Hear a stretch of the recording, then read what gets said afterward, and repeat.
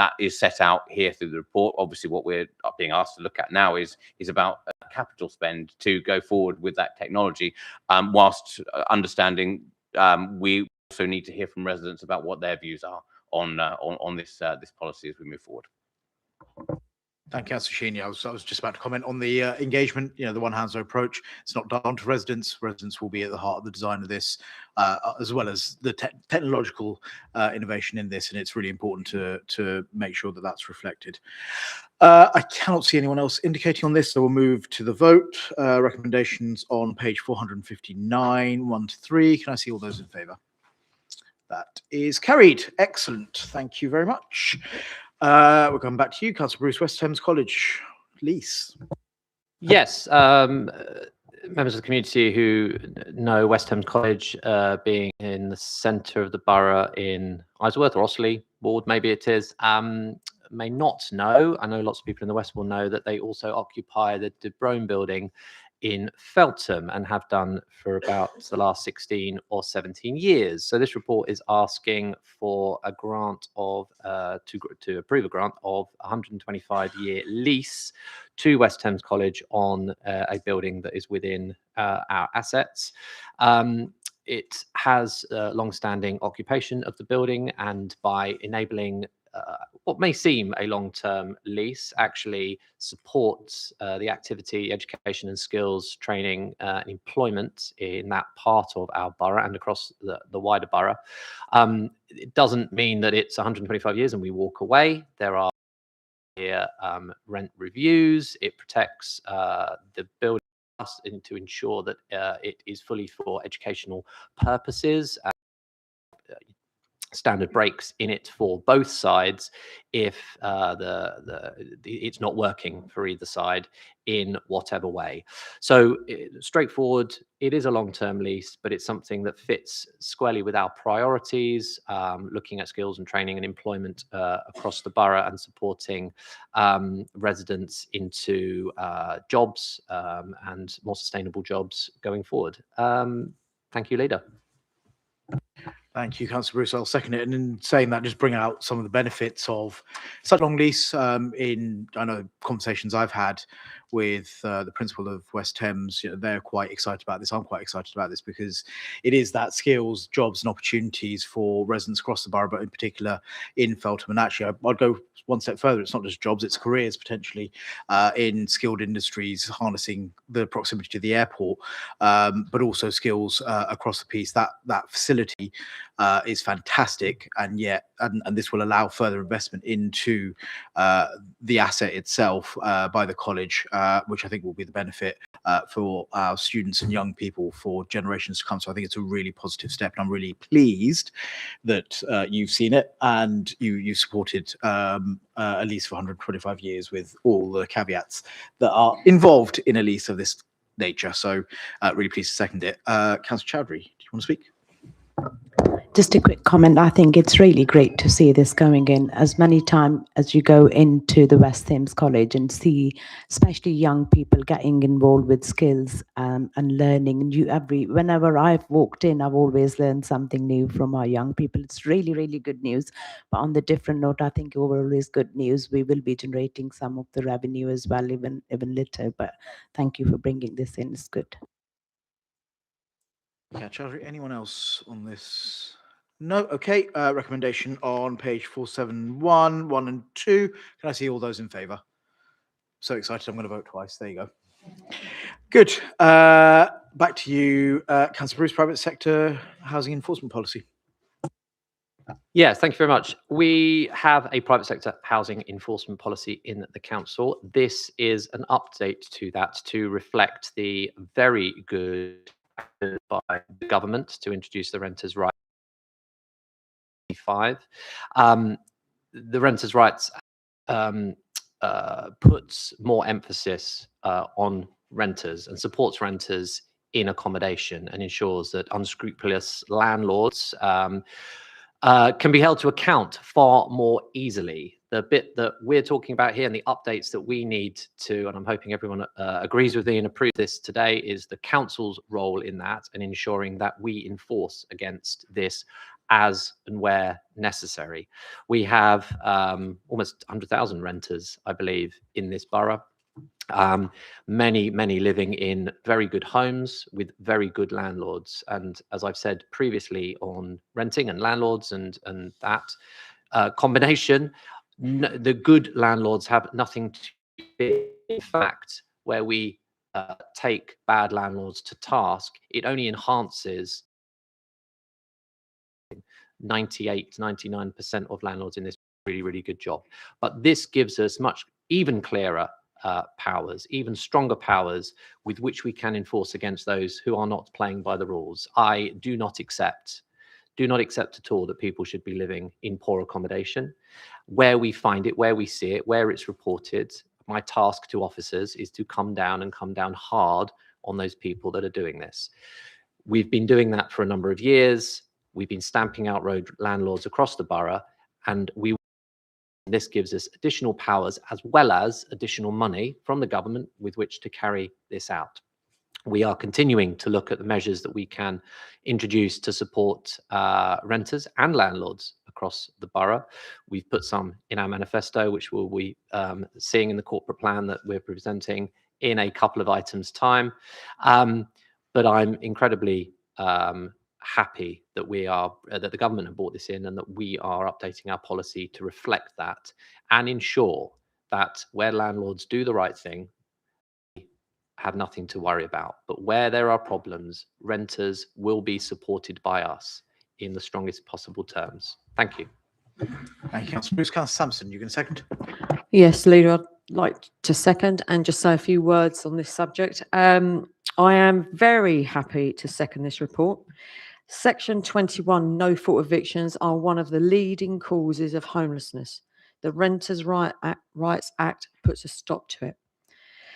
This puts an end to the bidding wars. This also puts an end to the bidding wars, which means that the rent that is advertised is the rent that you will be paying. This change in the law has made it illegal for landlords to discriminate against tenants with children or who claim benefits. This report ensures that we uphold those protections by cracking down on the few landlords who exploit vulnerable tenants. Most importantly, from my perspective, this policy update will take some of the weight off of our statutory housing services by raising standards for those in the private sector. There are 97,000 private renters in this borough currently. Every single one of them will benefit from these new rights and protections. It took a Labour government to deliver these rights, and it will take a Labour council to ensure they're upheld. Thank you, Leader. Here. Couldn't say it better myself. Okay, it's been moved and seconded. It's open for discussion. Almost can't say any more than what Councillor Sampson and Councillor Bruce have said, but we could. Go on, Councillor Bath. I'm only going to repeat what Councillor Sampson and Councillor Bruce said. I mean, it's one of the best pieces of legislation there has ever been for private renters.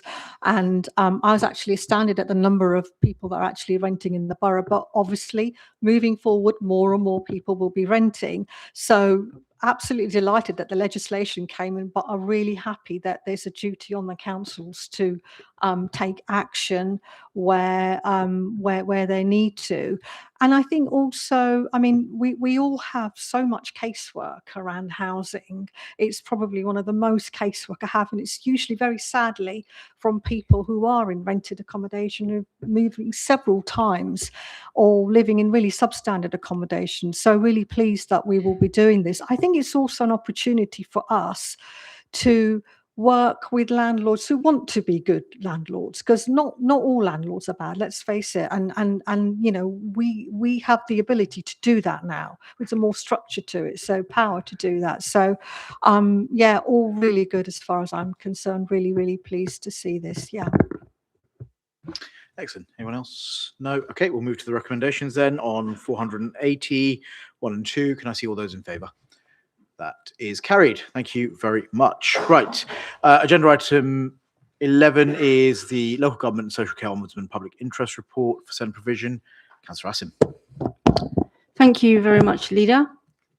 I'm introducing the report on the Local Government and Social Care Ombudsman's Public Interest Report concerning SEND provision. The specifics of the case are in the cover report and Appendix 1. I want to begin by apologising to the child and their family.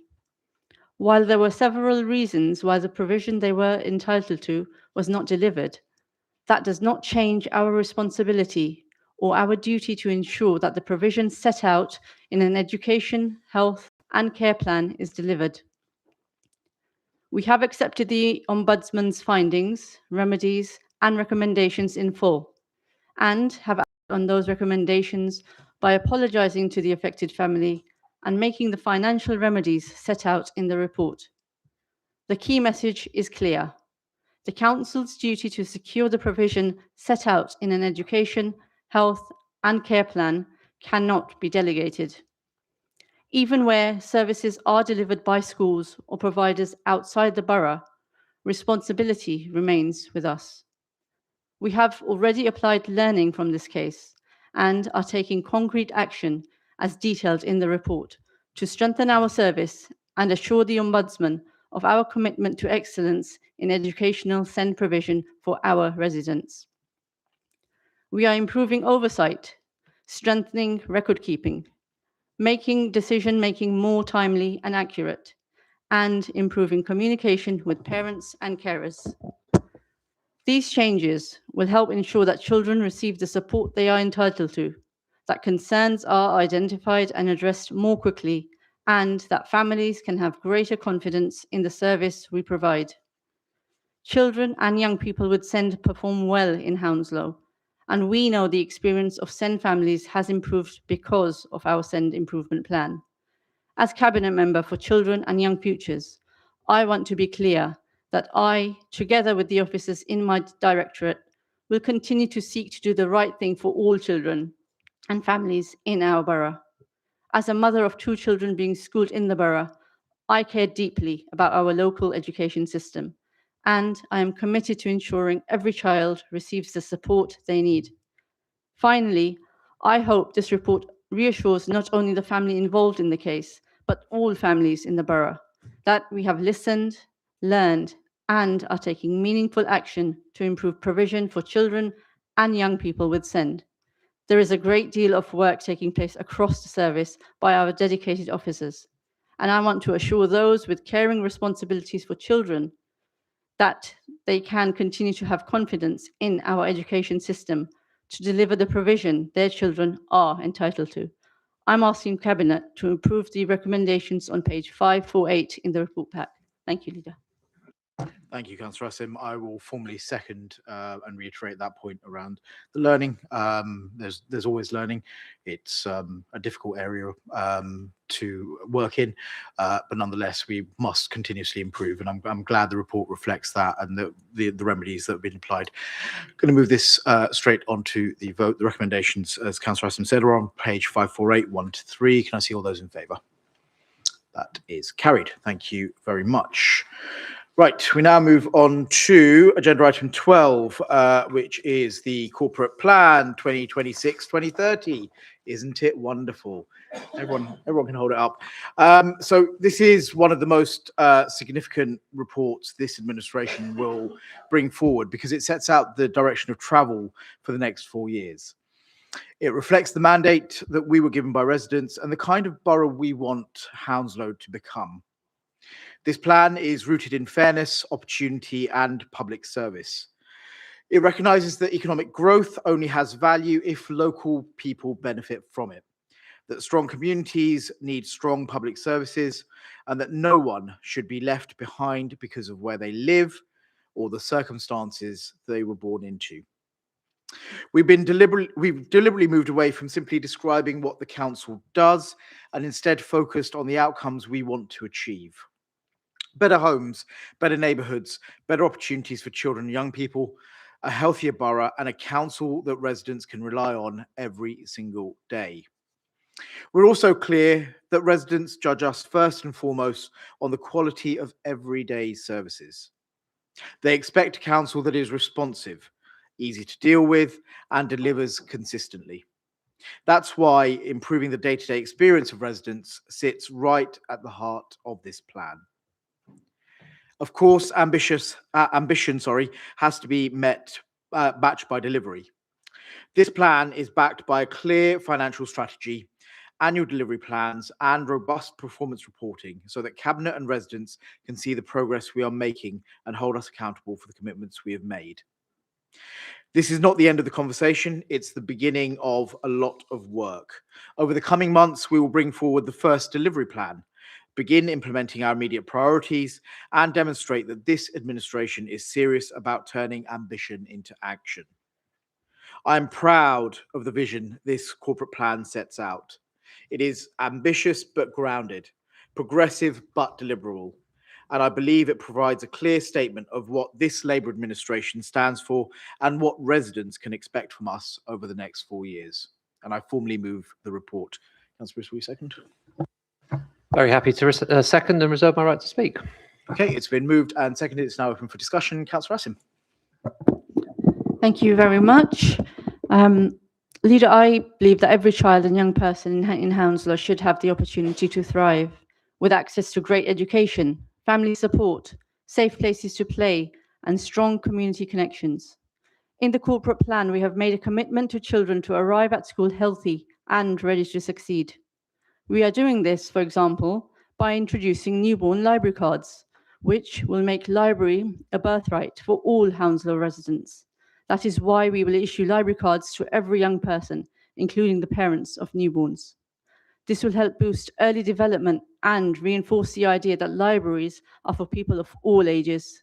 It is the first stage of a lifelong engagement program, especially as we have one of the highest densities of libraries of anywhere in the country. I am proud of the fact that the different communities we have in the corporate plan. Thank you. Thank you, Councillor Asim. Councillor Garrell. Thank you, Leader. Yeah, really excited about the new corporate plan, and it shows that strong communities are at the heart of our thriving borough. We want to build on that by creating more opportunities for residents to connect, support each other, and feel proud of the borough. That's why we have prioritised in our new corporate plan the strengthening of community hubs and libraries as trusted local places for various services residents need. Practical action to make our communities safer and more supportive for all residents, including training frontline staff to recognise and respond to domestic abuse, hate crimes, and violence against women and girls. And finally, investing in year-round programme of cultural events, which will bring people together and showcase the extraordinary talent and diversity that exists within our borough in line with our Destination Hounslow aims. I look forward to working with officers to deliver these commitments. Thank you. Thank you, Councillor Garrell. Councillor Bath. Thank you. I welcome the plan and I'm really excited going forward. And I think with my portfolio around health, I just wanted to direct you to the fact that we do have a lot of health inequalities in the borough. And one of the things that we need to do is make sure that people are living good health in later lives, and your health is not predicted by where you actually live. So some of the objectives in the corporate plan around residents living in good health longer, and also reducing the gaps in health inequalities, and also making sure that residents receive the right help at the right support and help at the right time.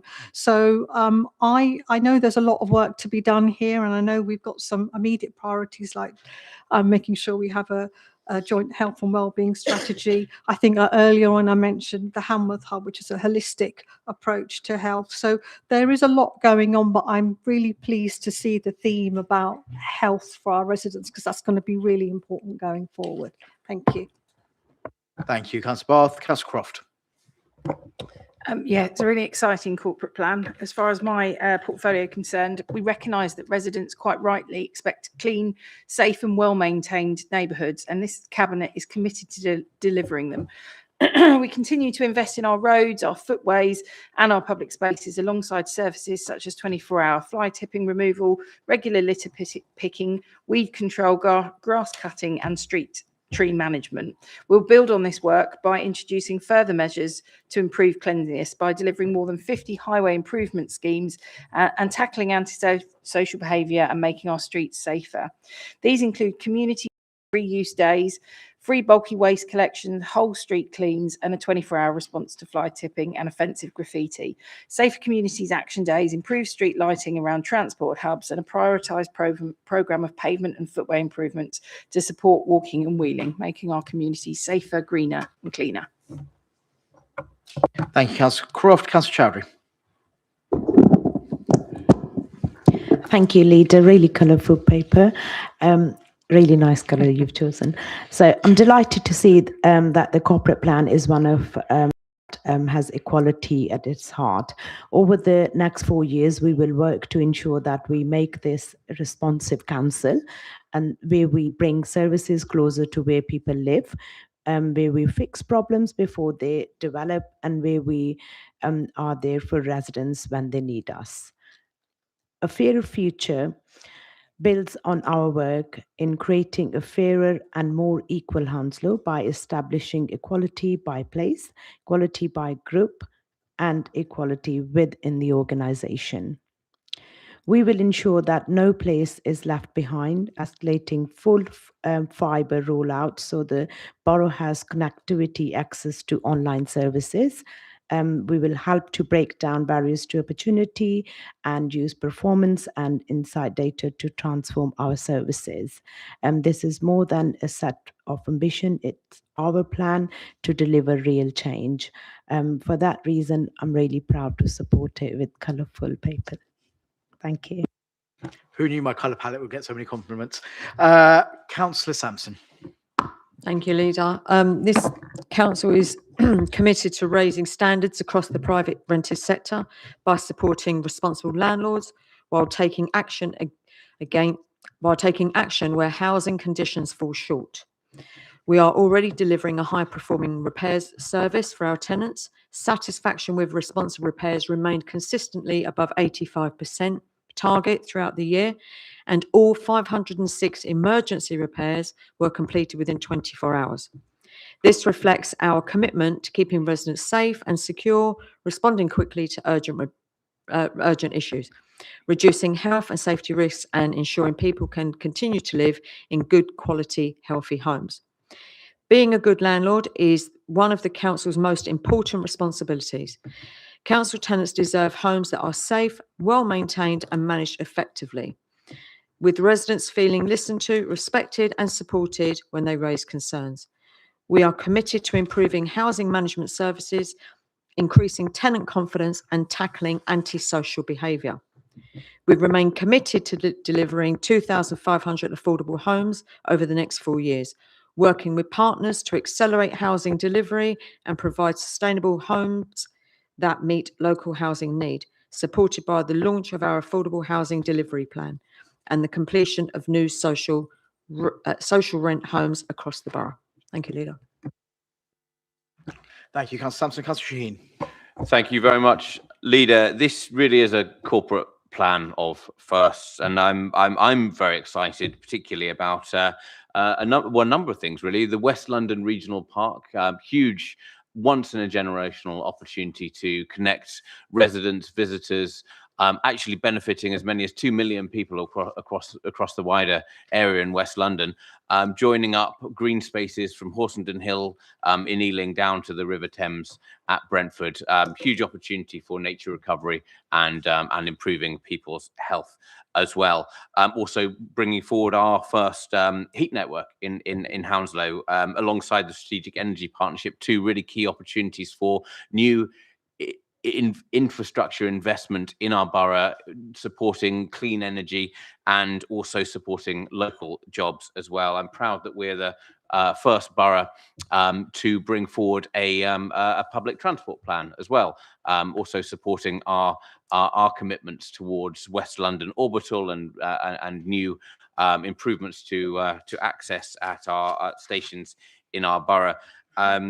I think it's it's important also to recognise that although we're making all these improvements to green public transport and green energy production and supporting our green spaces, we do have to recognise the challenges we face, and they're not just challenges we face alone. We face these in common with everyone in the world. We've just about come through our third heat wave of the year, records smashed and not good ones when it comes to the climate we're facing. So that's why we're coming forward with our climate change resilience plan as well, to make sure that our borough is equipped to cope with the extremes of weather that we are facing now as well.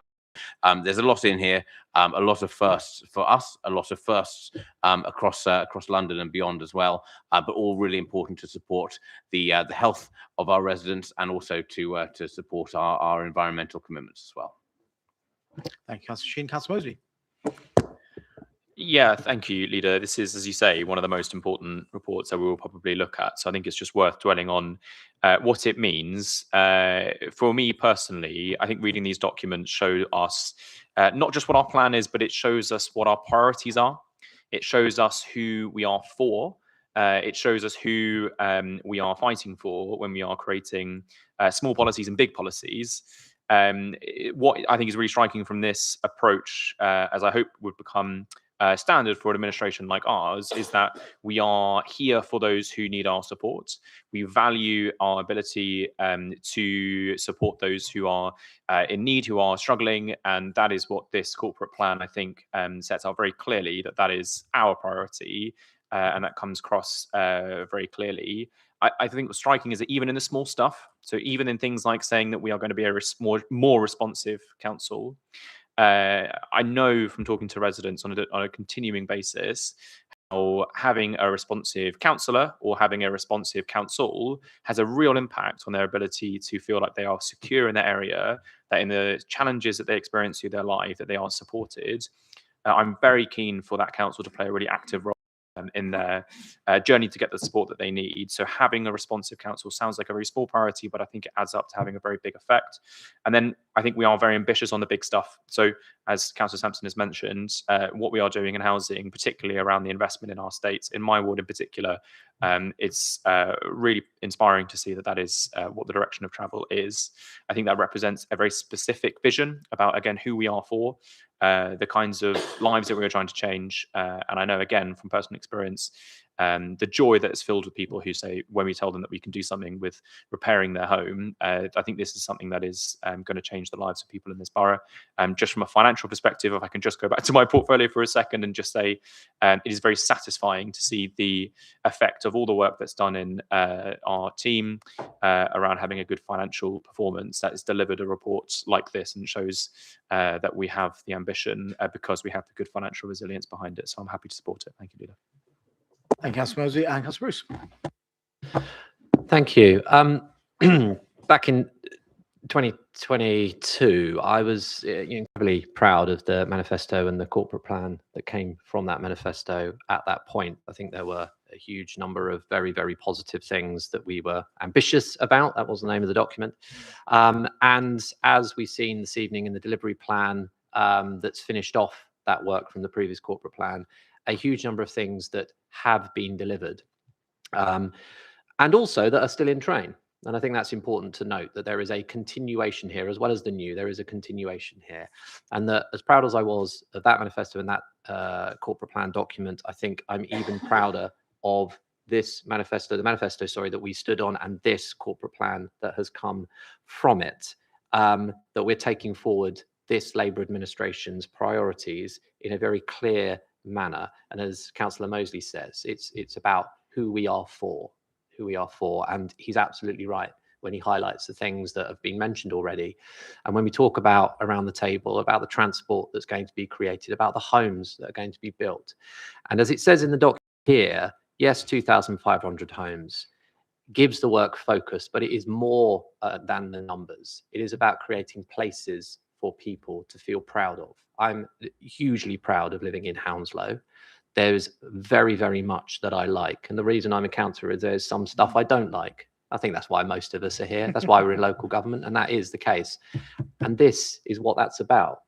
And this is who we're for, with the sorting stuff out that still does. I've been here a long time, and some of the stuff maybe is my fault, but